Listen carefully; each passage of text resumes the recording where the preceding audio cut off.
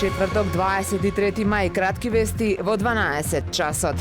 Германски туроператори наскоро на информативно патување во Македонија и бизнис средби во Скопје и Охрид. На иницијатива на Агенцијата за промоција и поддршка на туризмот, а во рамки на меморандумот за соработка, подпишан од страна на Агенцијата и Алијансата на независни туристички агенции од Германија, се покрена иницијатива за организирање на промотивен настан и бизнис средби во Берлин. Целта е вмрежување и соработка со македонски и германски туроператори.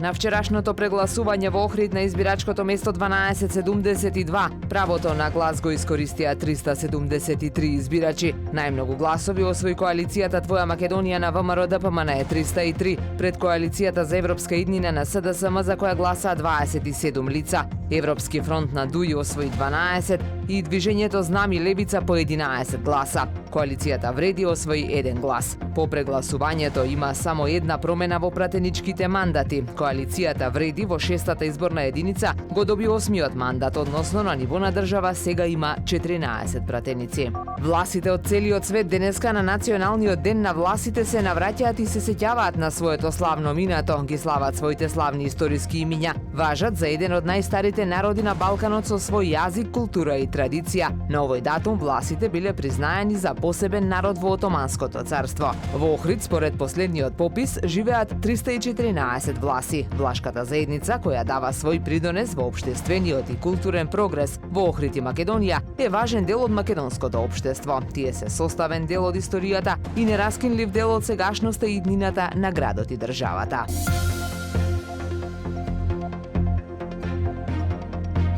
Времето денес сончево и топло со мала до умерена локална облачност. Дува слаб до умерен западен ветер. Максималната температура во Охрид до 23 степени. Повеќе информации на ohridpress.com.mk. Уредник и водител на вестите Даниела Спасик. Технички реализатор Реджеп Селман.